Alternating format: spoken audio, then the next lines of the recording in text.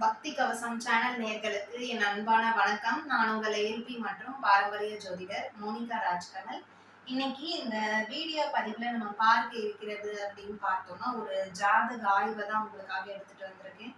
So இந்த ஜாதகர் எதற்காக என்கிட்ட ஜாதகம் பார்க்க வந்திருந்தாருன்னா, வெளிநாடு சார்ந்த வாய்ப்புகள், அதாவது வெளிநாட்டு வேலை கிடைக்குமா அப்படின்ற ஒரு சந்தேகத்தோட தான் என்கிட்ட ஜாதகம் பார்ப்பதற்காக வந்திருந்தாரு. ஸோ அவர் ஜாதகம் பார்க்க வந்தப்போ அவருடைய லக்னம் எப்படி இருந்தது, எந்த லக்னம் போய்கொண்டிருந்தது, ஸோ கிரக அமைப்புகள் எப்படி இருந்தது அப்படின்றத முதல்ல பார்த்துருவோம். ஸோ இந்த ஜாதகர் பார்த்தீங்கன்னா ஒரு ஆணுடைய ஜாதகம் இது. ஸோ அவருடைய வயது 33 வயதாக இருந்தது. ஸோ இந்த ஜாதகருடைய ஜென்ம லக்னம் என்ன அப்படின்னு பார்த்தோம்னா சிம்ம லக்னத்துல பிறந்திருக்காரு. ஸோ அது மட்டும் இல்லை, இந்த ஜாதகருக்கு கரண்டா ஏல்பி லக்னம் தனுசு லக்னம் தான் போயிட்டு இருக்கு.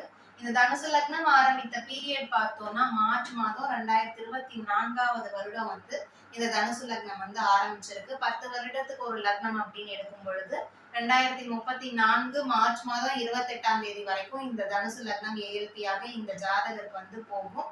சரி, இப்போ கிரக அமைப்புகள் எப்படி இருக்கு அப்படின்னு மேஷத்துடைய வீட்டுல இருந்தே பார்த்திடலாம். ஸோ முதல்ல பார்த்தோம்னா மேஷம் ரிஷபம் எந்த கிரகங்களும் இல்லை. அடுத்தது மூன்றாவதாக மிதுனத்துல கேது பகவான், சிம்மத்துல குரு பகவான், கன்னி ராசியில் சந்திர பகவான், விருச்சிகத்தில் மாந்தி, தனுசு ராசியில் பார்த்தோம்னா ராகு பகவானுடைய அமர்வும், மகர ராசியில் பார்த்தோம்னா செவ்வாய் பகவான், சுக்கிர பகவான், சனி பகவான். ஸோ அடுத்தது கும்ப ராசியில் பார்த்தோம்னா சூரிய பகவானும் புதன் பகவானும் அமர்வில் இருக்காங்க. ஸோ இதுதான் இந்த ஜாதகருடைய கிரக அமைப்பு, ராசி கட்டத்துடைய கிரக அமைப்புகள்.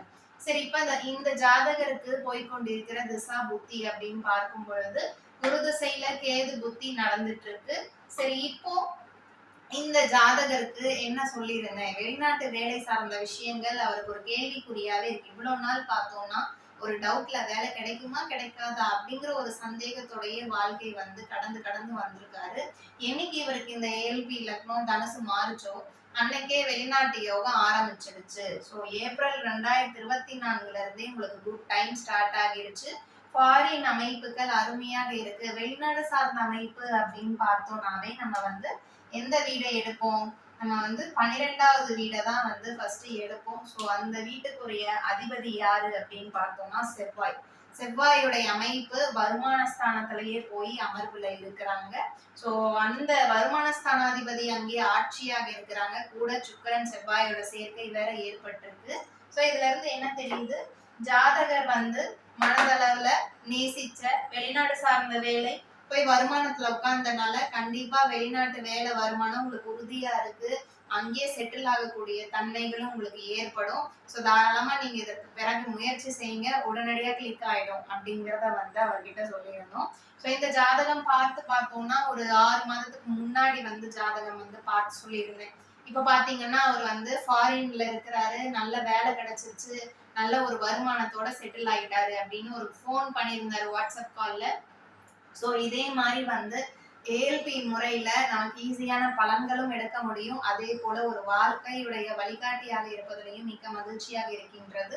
ஸோ இந்த ஜாதகருக்கு எப்படி அவருக்கு உண்டான விடை கிடைத்ததோ அதே போல உங்களுக்கும் அவங்கவுங்க சுய ஜாதகம் பார்க்கணும், முழு ஜாதகம் அப்படின்னு நினைக்கிறவங்க ஸ்கிரீன்ல தெரிகின்ற என்னுடைய கான்டாக்ட் நம்பரை தொடர்பு கொண்டு தகுந்த கட்டணம் செலுத்திட்டு அப்பாயின்மெண்ட் வாங்கிட்டு ஜாதகம் பார்த்து கொள்ளலாம். மீண்டும் மற்றொரு பதிவில் நான் உங்களை சந்திக்கிறேன்.